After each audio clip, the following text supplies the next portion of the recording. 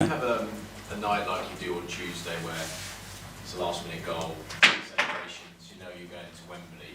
How are you able to unwind after that? How quickly can you sort of get your mind out of a match like that?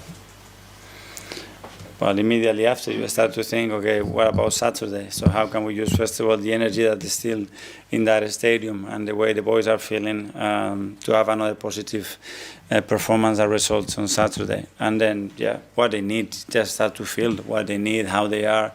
And they were very focused because they know the difficulty of the match, they know the importance of the match, and I'm sure we're going to be ready tomorrow.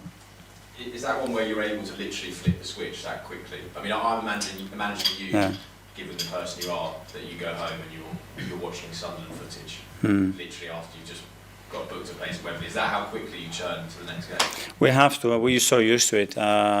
And as well, first of all, to evaluate that game, that's the first thing that we have to do, to understand and use those similarities they think can help us for the next game as well, and start the preparation and start to think about the condition of the players, the load of the players, what the game is going to require, what are the best players to start the game, and start doing that process again. Have you seen it with the players as well, how quickly they can switch? Remember earlier this season we saw Saliba on the bus after the Fulham game, sat there watching Atletico Madrid. Has it got to that point now where the players like you can switch as soon as they've done that game and think, right, Sunderland Saturday? Yes, and when sometimes you need to switch off and they need to just disconnect a little bit and then go again.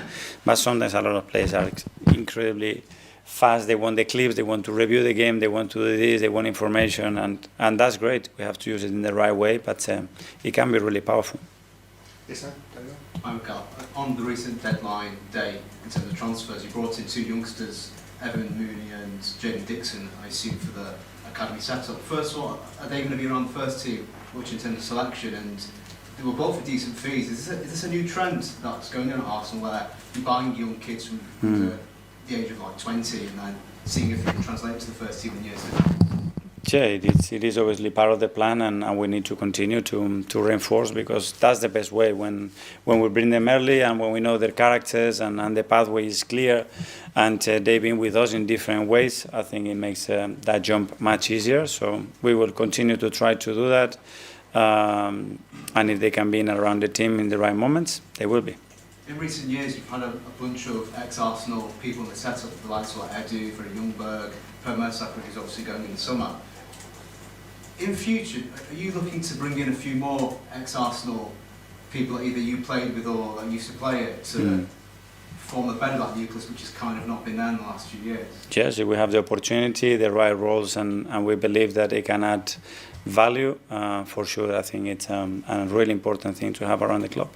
And separately, on Martin Odegaard, your captain, is a captain undroppable, or is he someone that you go, because obviously he's injured apparently at the minute, is he, in terms of him, is this place in this team solidified as captain, or could he be dropped depending on form? Our captain is unbelievable. I love him. He's so good, and he will continue to be the captain, and he continue to be so good. But will he start every week depending on his form? Ask me the question with any other player. The answer is going to be the same. Depends. They have to earn it. Everybody has to earn their place. That's it. Last couple, Gary from Times. Can I just sort of take it back to Tuesday night? I know, as you say to Simon, it feels like you were really thinking about something. When you went home, what did you do? Did you have dinner with your wife? What did you? You want the menu?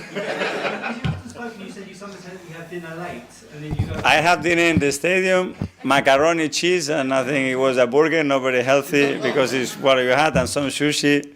And then I had some friends as well, and I spent some time with them, and then I went to bed. That was the plan. Did you go to bed late after that? To the right side of the bed, and then I there and try to, Because